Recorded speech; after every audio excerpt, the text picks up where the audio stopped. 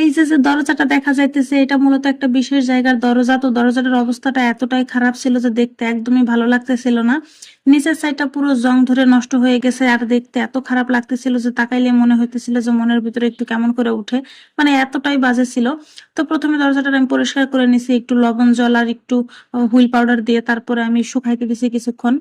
যে শুকানোর পরে আমি রং করব, আর হচ্ছে রং করার আগে কিছু কাগজ লাগাই নেবো, সাদা কাগজ। সাদা কাগজ না লাগাই আমি রং দিয়ে সাদা কোট করে নিতে পারতাম।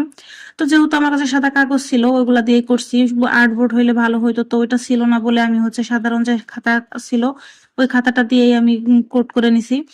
তো ঘরে যা আছে ওইগুলা দিয়ে আমি আগে দরজাটা ঠিকঠাক করে নেব, তারপরে আর্ট করব। এক্সট্রা কোনো টাকা পয়সা বা কোনো কিছুই লাগবে না, ঘরে থাকা জিনিস দিয়ে আমি দরজাটার চেহারাটা একটু পরিবর্তন করতে চাইছি। আর অনেকদিন ধরেই ভাবতেছিলাম যে দরজাটা একটু পরিবর্তন আনা দরকার, কারণ দরজাটা একদমই খারাপ ছিল।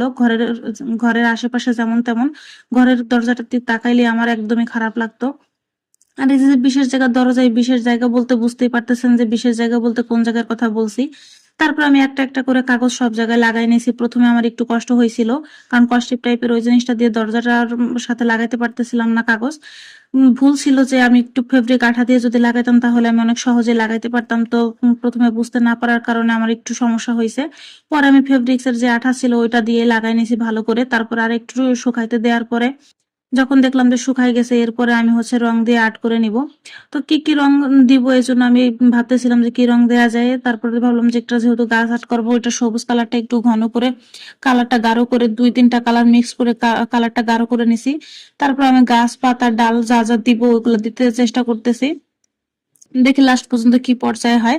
তো আমি যেহেতু গাছ আর্ট করবো ওই জন্য গাছের ডালপালা দিতেছি একটা একটা করে। আমি আগে কখনোই গাছ টাছ কোনো কিছু আর্ট করি নাই, বা আমার আর্ট সম্পর্কে তেমন কোনো ধারণা নাই। শুধুমাত্র দরজাটা দেখতে খারাপ লাগতেছিল যার কারণে মনে হয়েছে যে এখানে কিছু একটা আর্ট করে দরজাটার চেহারা পরিবর্তন করা উচিত। তাছাড়া আমি আগে কখনোই আর্ট করিনি বা আর্ট সম্পর্কে আমার ধারণা নাই, রং বা কোনো কিছু সম্পর্কে আমার তেমন কোনো ধারণা নাই। টুকটাক আর কি যখন ছোটবেলায় স্কুলে পড়তাম তখন একটু আর্ট করছি, তাছাড়া বিশেষভাবে কোনো কিছু আর্ট করা হয় নাই। যাই হোক, শুধুমাত্র এই দরজাটার কারণে আজকে আমি এই আর্ট করতে বসছি, তা না হলে বসতাম না। তো দরজাটার ডালপালা আর্ট করার পরে এবার আমি পাতা দিয়ে দেবো ছোট ছোট করে, গাছ ভর্তি পাতা দিব। আর পরে যখন পাতা কমপ্লিট হয়ে যাবে তখন কিছু ফুল কমপ্লিট হয়ে গেলে আমি ফুল দিয়ে দিব, কারণ গাছে ফুল ছাড়া পাতা একদমই ভালো লাগে না। আর এখন পর্যন্ত আমি এটাও জানি না গাছে কি কালারের ফুল দিব বা কি ফুল দিব, মনে যা চাইছে তাই নিজের মতো করে আর্ট করে নিছি। যেহেতু আমার আর্ট সম্পর্কে কোনো ধারণা নাই, আগে পরে কখনো আর্ট করিও নাই, এজন্য নিজের মনের ভিতরে যা ছিল যেমন আসছে ওইরকমই আর্ট করে নিছি টুকটাক করে। আর এরপরে আমার যেহেতু কোনো তুলি নাই, কোনো কিছুই নাই, এজন্য আমি হচ্ছে আগে থেকে একটা কটন বাড দিয়ে তুলি বানাই নিছিলাম। তো ওইটা দিয়ে আমি ফুলের শেপটা দিয়ে নিব। আর যেহেতু আমার কাছে আগে থেকে রং মিক্স করা ছিল না, এজন্য আমি ফুলের যে কালারটা দিব ওটা 2-3টা কালার মিক্স করে একটু মিশাই নিতেছিলাম যে যে কালারটা দিব ওইটার জন্য। আর এরপরে আমি কটন বাডের তুলি দিয়ে এই ফুলের শেপটা দিতেছি। তো ফুলের শেপটা একটু বেশি গাঢ় গাঢ় লাগতেছে আমার কাছে, বেশি লাল লাল লাগতেছে, মানে লাল কালারও না ওইটা গোলাপিও ছিল না, এজন্য একটু গাঢ় গাঢ় কি একটা কালার আসছে আমি বলতেও পারি না, মানে পিওর লালও না গোলাপিও না।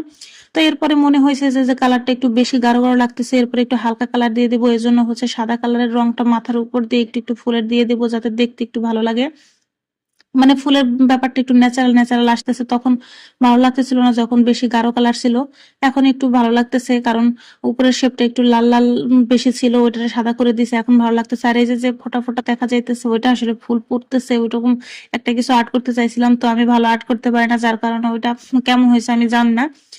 এরপর আর নিচে যে ফোটা ফোটা আছে ওগুলাতেও আমি দিয়ে দিব টুকটাক করে দুই একটু করে, যাতে সবগুলো একই রকমের একটা কালারের মতন আসে আর দেখতে একই রকম লাগে। আর এই যে যে হাতের ভিতরে রং ঢেলে আর্ট করতেছি এটা একটা আমার আসলে নিজস্ব, মানে কি বলবো, ব্যক্তিগত ভাবে একটু ভালো লাগে। আমি হাতে আর্ট রং ঢাইলে আর্ট করলে মনে হয় যে একটু বেশি স্বস্তি পাই। মানে যতই আমার কাছে বোর্ড থাক বা রং রঙের পাত্র থাক, কিন্তু হাতে ঢাইলে নিলে আমার কাছে একটু বেশি কনফিডেন্ট লাগে আর আমি আর্ট করতে বেশি সুবিধা এবং সহজভাবে আর্ট করতে পারি। আর এটাই ছিল আমার ফুলের ফাইনাল লুক।